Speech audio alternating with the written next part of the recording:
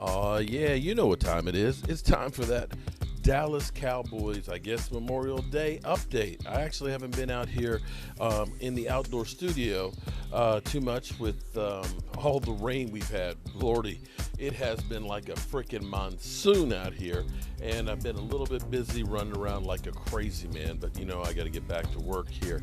And it's kind of quiet because it is Memorial Day, and let me say thank you to all of the veterans out there that have kept us all free and safe, as well as those who have made the ultimate sacrifice. Thank you from the bottom of my heart. I appreciate each and every one of you guys, as well as you ladies. So let's get to it. Sorry, draft music, you gotta go. Actually, I'm getting ready for my live stream coming up at 9 o'clock Eastern. I hope you guys tune in. Shout out to everybody who helped me get to 37,000 subscribers. We are there at that mark. I'm trying to make this push before the season to get to 40,000. So I appreciate each and every one of you guys, as well as you ladies that have subscribed to my channel. Some interesting news. In fact, my man Stuart Morrison next Saturday will be doing fantasy football for dummies. I'm the dummies. He's the fantasy football guy who's going to try and teach me a little bit about fantasy freaking football. Yeah. So we're going to be doing that because so many of you are into fantasy football. Maybe if I actually have somebody tell me how it really works, maybe I'll learn to like it, maybe, just maybe. So an interesting thing he sent me was that Dak Prescott might be the number one fantasy quarterback this year. He's going to be the one that everybody's looking at and say, go get that guy. In fact, I'm sitting here seeing today interesting headlines. Dallas Cowboys offense. Could they be the best offense in football? I've seen some rankings. Most rankings have the Dallas Cowboys 3 or higher, even receiving some first place votes. Now, I don't understand. I'm a bit confused. And maybe some of you, especially Dak Prescott haters, can help clarify for me my ignorance. Let me see if I understand this. They say Zeke Elliott is done, that he's a running back who is on the tail side of his career, doesn't have the burst, and so on. In fact, was out of the top 10 for the first time in his career, under 1,000 yards. While Dak was playing, our offensive line was ranked 29th in the NFL. 29th. They say Tyron Smith is over the hill and that the offensive line is still in shambles. Okay, got that. They do say that we've got great wide receivers. Some of the talking heads out there will say Dak Prescott is just average. Nothing special. Not one of the top quarterbacks.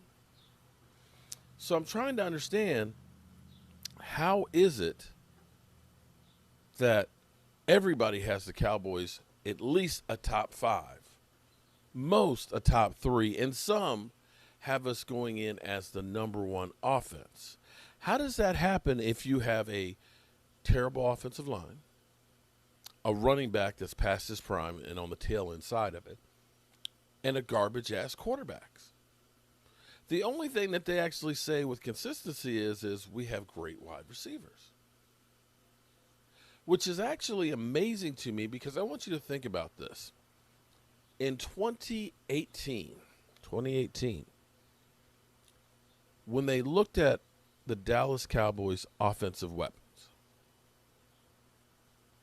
they had us ranked, I want to say, 29th in offensive weapons. That's your running back, that's your wide receivers, your tight end, and your quarterback. They looked at us and said, yeah, you got a great running back, but your quarterback is ass. He's trash. He's not one of the elites. In fact, I think they said he was a tier 3 quarterback. They looked at our wide receivers of Cole Beasley, Measly Beasley, Terrence Williams, Allen Hurns, and you could say, yeah, they weren't exactly the best wide receivers in football. When you look at where we have gone in 3 years, as much as I give trash talking to Jerry Jones and the Dallas Cowboys organization, as much as we trash them, to go from 29th in offensive weapons ranking to some publications having, well, even just say a top 5 in 3 years. In 3 years, guys. The Cowboys were 29th offensive weapons, now a top 5. And some say you could have the best offensive weapons in football. You actually have to give credit where credit's due to Will McClay, Jerry Jones, and crew. And some of you may say, well, Jerry Jones isn't making the picks and all that. But see, here's the thing. When you're in charge, the guy in charge doesn't have to do everything, Jerry Jones. Understand that, Jerry. You don't have to do everything. What your job is to do is to put people in positions who can. The guy who is the CEO of the sausage company doesn't need to know how to make the sausage. He just needs to make sure that the guy who's overseeing the making of the sausage knows how to make the sausage. And that's what a good organization will do.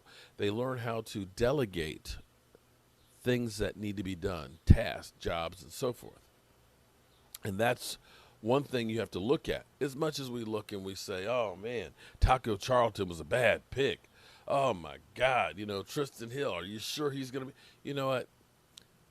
You literally took the worst offensive weapons in football and now have some of the best offensive weapons in football.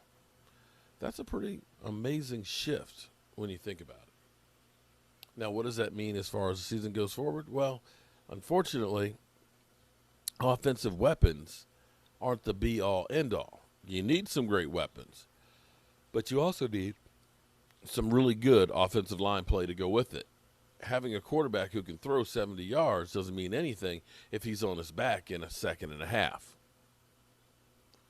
And in the same sense, you can make a whole lot of yards, but if your defense and special teams are giving up play after play after play, the offensive weapons, it's not going to lead you too far. So it all goes back to collectively, what do you do as a team? We'll have to wait and see because it's only Memorial Weekend. But I can say this much. We now have another month in the books. We now have June and July, and the Dallas Cowboys will be in training camp. That, my friends, is definitely progress. I hope you guys tune into our live stream coming up in about 2 hours, and we'll be giving away another Joe Barty. I'm Mark Holmes, and Mark Holmes here, and as always, I want to thank you all for watching, commenting, subscribing, and being part of the Joe Boo Sports Report. I really do. I really do. Thank you for 37,000. You guys are the real MVPs. And the only thing else I got to say is, how about them Cowboys? How about them Joe Boo fans? Yeah.